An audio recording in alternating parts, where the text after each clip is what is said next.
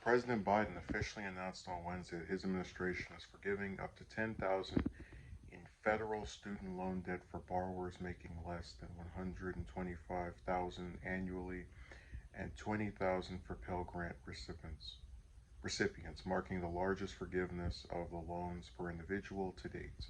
Biden also again extended the payment freeze on federal student loans and interest accrual, butting right up against an August 31st deadline that would have kicked bills back into effect just before November's midterm election. The payment pause is now in effect until December 31st, and the White House set the pause extended one final time, indicating that January marked the end of the years long student loan payment freeze. The White House also said that if borrowers have undergraduate loans, they can cap repayment at 5% of their monthly income.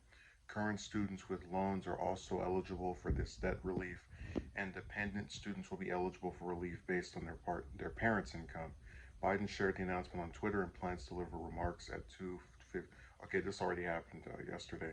In keeping with my campaign promise, my administration is announcing a plan to give working and middle class families breathing room as they prepare to resume federal student loan payments in January 2023.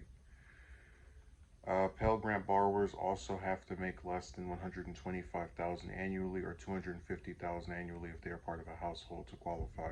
Senior administration officials said the plan announced on Wednesday will benefit tens of millions of middle class Americans. Officials said that if everyone who is eligible claims the relief, 43 million federal student loan borrowers will benefit and 20 million borrowers will have their debt completely canceled. This announcement will help people who, by and large, come from working families and are working class, one official said. By forgiving relief to borrowers with the highest economic need, this plan helps narrow the racial wealth gap, the official added.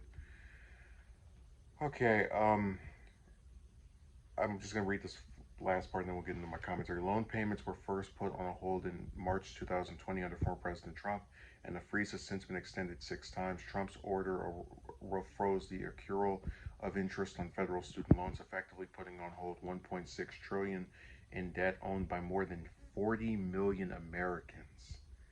Officials address criticism that student loan forgiveness will have a negative impact on inflation, arguing that these steps largely offset and it could well be neutral or deflationary.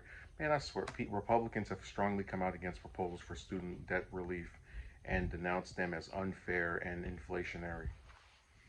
So, before we get into the meat of what happened here yesterday, I just want to address the Republican thing. So they're saying that it is going to hurt the economy to relieve people of their debt. And my thing is this: one would believe that if a person has thousands of dollars in debt, right, some large amount of money that they're not going to pay off anytime soon, they're probably going to be saving their money, they're probably not going to be spending that much. So hypothetically, if you cancel most of their debt or all of their debt, wouldn't they be more inclined to participate in the economy by buying things? I don't know what they mean by unfair. We can do a separate video on that. But look, I am really surprised by this. I'm shocked in a good way for once. I said before the only thing I would give Biden praise over was getting out of Afghanistan. And I mentioned before, I left college before I could get into debt, so this doesn't affect me one way or the other.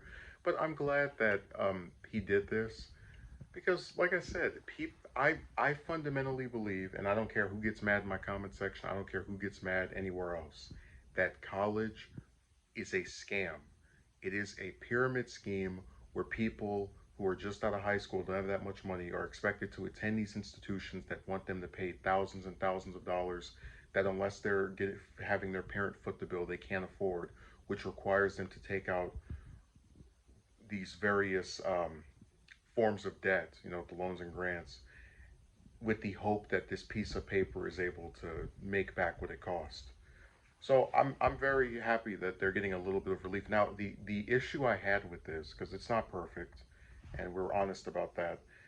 Um, his official said that this lowers the racial wealth gap, right? And they're talking about how when it's someone who has over, was it 25, a household of $250,000, right? 250,000 shouldn't, wouldn't qualify if they exceed that. The problem I have is I think putting a rule like that enforces this idea that because someone lives around people who collectively, as a whole group, are making, six figures a year, that those people are benefiting that person. And what I mean by that is there are a lot of people that live together that don't pay for someone else to go to school. So you could live in a house with three people that all together make 500,000, and not a single one of them is going to foot the bill for you to go to school. So you'd just be screwed, and you'd be disaffected by this program for something that's out of your control, which is the amount of money that the people you live with happen to make. And he really surprised me with this. I think this might be my favorite thing he's done besides Afghanistan very easily. Just because, like I said, there's a lot of problems in the U.S. You have people who can't afford health care. You have people who, you get these veterans, they come back and they're homeless. There's just a lot of issues with America, and I just like it when there's some kind of domestic thing that's affecting loads of people. 40 million with one over $1 trillion of student loan debt, and for just something to be done, some kind of acknowledgement, because this goes completely unaddressed. And the reason it does is because most politicians are rich, most politicians are old, which means when they went to school, it didn't cost anywhere as much as it does now to get a degree. And if they have someone in their family who's going to school, they can foot the bill because they're wealthy. Um, so, that's the reason this doesn't get addressed, because the people in power um, are not affected by it, so they couldn't give a damn one way or the other what happens to you or I. But I'm glad he did this. I hope he extends it further.